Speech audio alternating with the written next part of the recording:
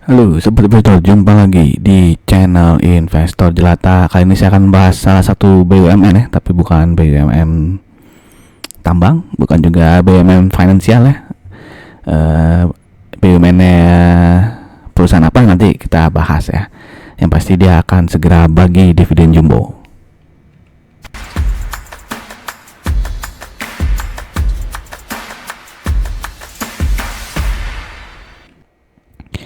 Oke, kita kenalan dengan IPCC ya, yaitu IPCC Terminal Kendaraan ya, di mana dia listing ya. Kita langsung saja di sini ya, listing di bursa saham kita tuh di tahun 2018 ya. Jadi dia waktu itu IPC ini dia memecah ya perusahaan ya, ada yang jadi IPCC yang mengelola pelabuhan ya, maupun yang fokus ke pengangkutan kendaraan ya, mobil ya, dan juga distribusinya. Terus ada juga IPCM ya, yang videonya juga sebelumnya sudah saya buat ya tentang IPCM. Oke, jadi dia bisnis lainnya bisa lihat sini ya, dia car terminal operator ya, sekaligus handling and supporting ya. Jadi mulai dari stevedoring dan cargo dooring ya. Stevedoring itu yang bongkar muatnya, cargo dooring dia sampai yang mendistribusikan ya, mengantar. Setelah di unloading dia mengantar ke tempat klien gitu ya. Lalu dia juga ada ini RoRo terminal tuh, maksudnya roll on roll off ya. Jadi pengangkutan mobil lah istilahnya, menggunakan kayak kapal feri gitu, tapi khusus untuk pengangkatan mobil ya, maupun heavy equipment. Nah, kita masuk ke pemilikan sahamnya ya, di mana mayoritas dimiliki oleh Pelindo ya, karena ini memang milik Pelindo multi terminal. Dan di sini ada lagi ya milik Pelabuhan Indonesia Investama nih sebesar 5,54%. Jadi masyarakat itu 22,4% ya. Dan di sini bisa dilihat ya, direkturnya juga memiliki saham di IPCC. Nah, ini operation area dari IPCC bisa dilihat sini, terminalnya ya, pelabuhannya itu ada di Belawan ya, Medan, lalu Tanjung Priok Jakarta, ada juga di Makassar ya. Dan yang di Gresik ini nih joint venture ya dengan Mas Pion nih, pelabuhan di Gresik ya. Lalu dia di Pontianak ada juga nih, Pontianak Brands ya, ada juga ya. Lalu ini adalah total areanya ya, yang internasional lebih besar, lalu kapasitasnya juga internasional lebih besar, bisa menampung 8.846 unit nih, sedangkan domestiknya itu 3.315 unit ya. Nah, ini beberapa foto lah kegiatan ya. Ini nih parkiran mobil baru semua nih. Dia juga ada menawarkan jasa nih ya, quality check ya. Jadi ya sebelum diantar ke konsumen mungkin nih dicek juga sekalian ya. Lalu di sini ada heavy equipment ya. Nah, ini adalah planning ya. Bisa dilihat sini yang garis putus-putus warna kuning ya. Itu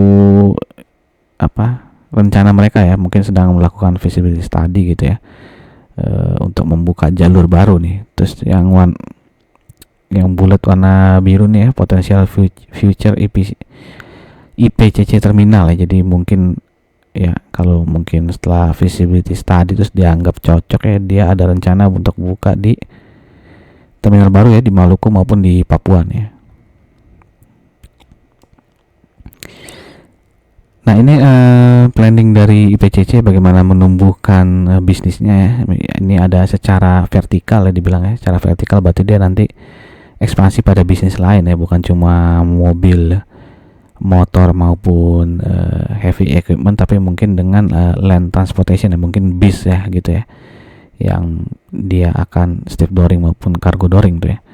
Lalu secara horizontal dia akan membuka terminal-terminal baru ya, baik joint venture maupun tadi ya, yang mungkin dia akan membuka terminal baru di Maluku ataupun Papua. Oke, berita terbaru dari IPCC nih, ini kan berita 13 Juni ya. Dia ketika LPS ya, itu disetujui ya, akan melakukan buyback ya sebesar 116 miliar nih. Jadi direkturnya menjelaskan bahwa saat ini harga saham Perseroan dinilai masih under value jika dibandingkan dengan kinerja perusahaan yang menunjukkan peningkatan pertumbuhan. Oleh karena itu buyback itu menjadi salah satu bukti keyakinan manajemen bahwa prospek perusahaan akan semakin baik ya. Ya mungkin karena harga sahamnya lagi turun jadi dia buyback gitu ya. Tapi hati-hati juga ya, nanti setelah dia buyback bisa aja dia jualan nanti ya. Ya mungkin jualannya di harga atas lah ya biar untung gitu ya. Jadi ya cukup bagus kali ya, berita ini cukup positif ya. Karena dia akan buyback sahamnya gitu. Mudah-mudahan sih nanti sahamnya bisa naik gitu ya. Oke, ini juga saya ingin menginformasikan ya beberapa video yang mungkin teman-teman minati gitu ya, tertarik ya.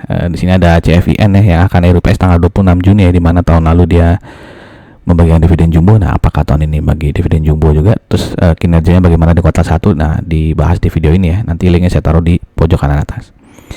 Dan saya ingin mengajak teman-teman yang mungkin saja baru mampir di channel ini untuk mensubscribe channel ini, dan jika dirasakan video-video channel ini bermanfaat, saya minta untuk like, comment, and share-nya.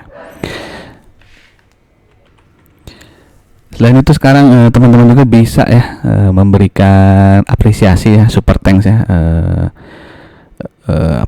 Cara bayarnya nanti ya tinggal diklik aja ya icon teksnya, icon thanks ya, yang ada di bawah video sih biasanya. Nanti diikutin aja alurnya seperti apa. Siapa tahu teman-teman punya rezeki lebih ya untuk membeli super thanks ini gitu. Oke, sekarang kita masuk ke bagian keuangan dari IPCC. Tahun lalu dia di 2023 pendapatannya naik tipis saja 1,19, profitnya naik lebih besar ya 18%. Nah, bagaimana di kuartal 1 2024 ini? Ya, ternyata pendapatan itu turun ya dibandingkan kuartal 1 2023 ya, turun sebesar 8%. Begitupun profitnya ya, laba bersihnya turun 9,32%. Nah, di sini ya bisa dilihat ya, tadi kan pendapatannya memang turun 8,12% dan beban pokok pendapatannya juga naik ya sebesar 13,69%. Sehingga laba kotornya turun cukup dalam nih 28,45% ya. Lalu setelah dipotong beban umum administrasi, penghasilan operasi lain, beban operasi lain, itu laba usahanya makin tergerus ya menjadi minus 32,43% ya. Tapi laba bersihnya tuh bisa turun cuma 9,32% ya. Berarti di sini bisa dilihat ya, ada beban keuangan yang turun cukup dalam ya, yang dimana di tahun 2023 itu kuartal 1 itu sebesar 15,3 miliar, sekarang itu hanya 7,7 miliar ya. Jadi ada penurunan beban keuangan ya. Nah, beban keuangannya itu apa? Bisa lihat sini ya. Itu bunga aset sewaan ya. Jadi dia nyewa sesuatu kali ya, terus pakai hutang mungkin ya. Jadi dia mesti bayar bunganya ya. Di sini bunga aset sewaannya turun ya.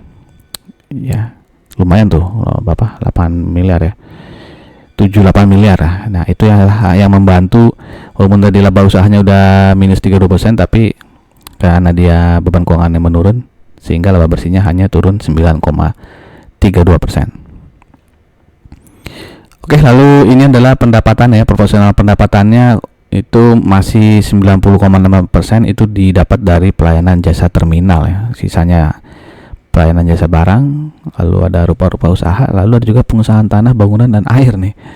Ada juga ya, mungkin dia nyewain tanah atau gimana nih ya. Oke, jadi kalau yang pelayanan jasa terminalnya turun ya, dari 175 miliar jadi 159 miliar. Begitupun pelayanan jasa barang, pelayanan rupa usaha itu naik sedikit ya. Pengusahaan tanah juga naik sedikit gitu.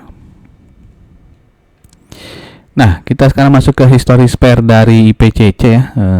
Jadi ini 3 tahun terakhir ya, di mana dia rata-rata PR-nya tuh di 13,37 ya, dan saat ini dia berdasarkan di 6,81, sehingga masih bisa dibilang dia under value ya berdasarkan history spare-nya ya.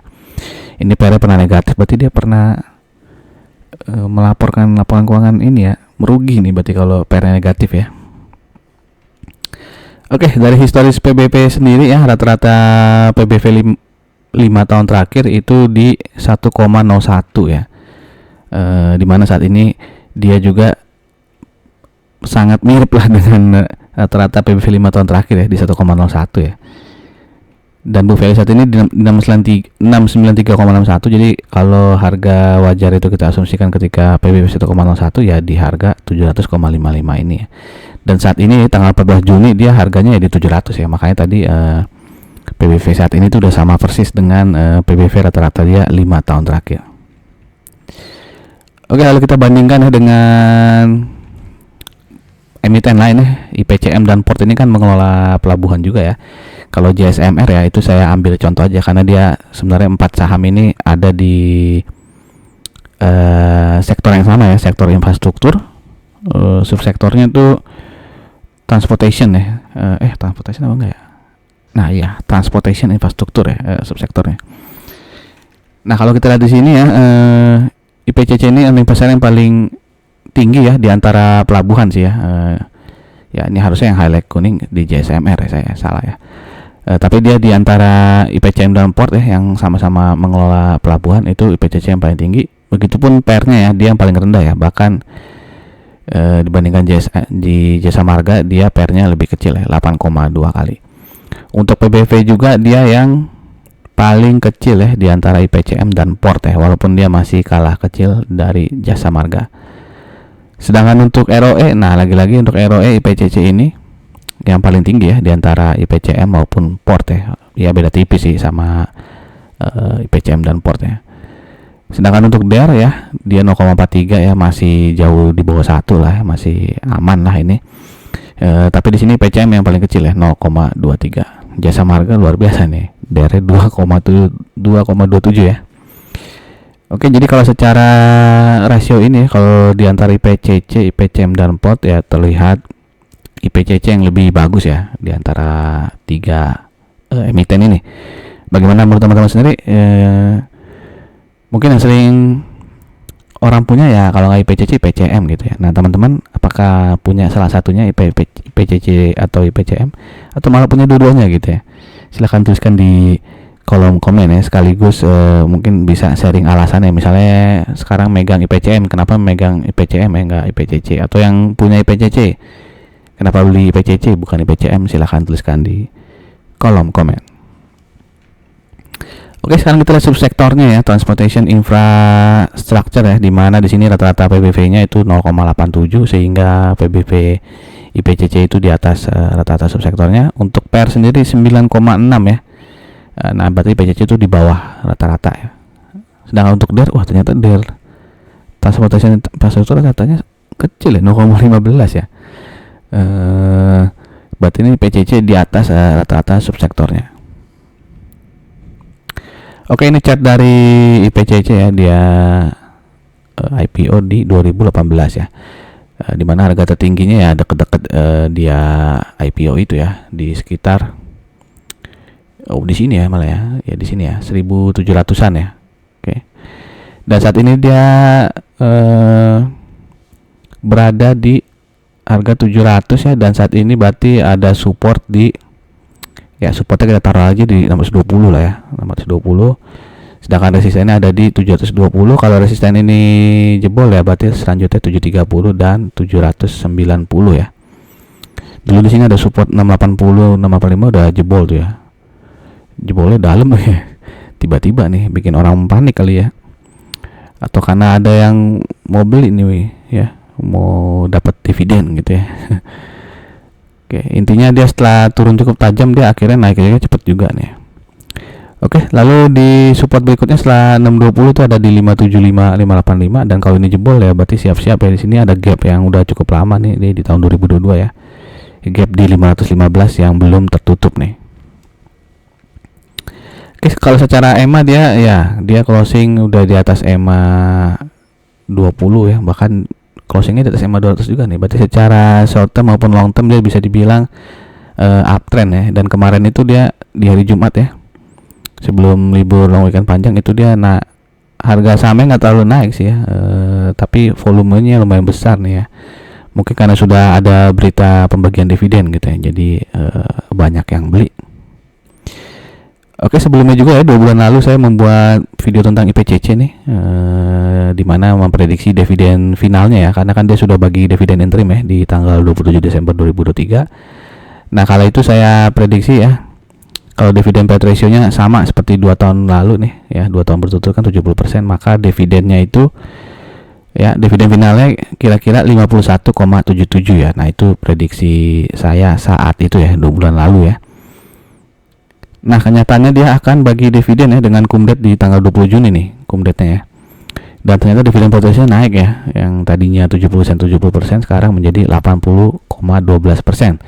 Sehingga dividen final dibagikan itu lebih tinggi ya dibandingkan prediksi saya yang tadi Rp51 ya. Ternyata bagi dividennya Rp62,39. Jadi kalau kita bagi dengan harga sahamnya saat ini 700, maka potensi dividen yieldnya sangat tinggi ya, 8,91 ya. Apalagi kalau teman-teman dapat dividen interimnya di Desember ya, Rp21, itu berarti dividen yieldnya udah double digit ya, kira-kira 10 atau 11% tuh ya. Jadi selamat untuk teman-teman yang udah megang IPCC ya, kali ini dapat lagi nih dividen final yang tinggi ya, bahkan di luar prediksi saya nih, karena dividen petroleumnya naik ya dari 70% menjadi 80%. Nah, bagaimana menurut teman-teman, apakah IPCC ini cukup bagus ya, dipegang lama ya, maksudnya tahun depan apakah dia akan dividen jumbo lagi nih? Silakan teman-teman tuliskan di kolom komen ya, terutama teman-teman yang saat ini punya saham IPCC, ditunggu komentar ya. Oke, demikian saja informasi dari saya, semoga bermanfaat untuk teman-teman. Sekali lagi, jika dirasakan video-video di channel ini bermanfaat, saya minta tolong untuk like, comment, and share-nya. Terima kasih, sampai jumpa, salam jelata, sukses.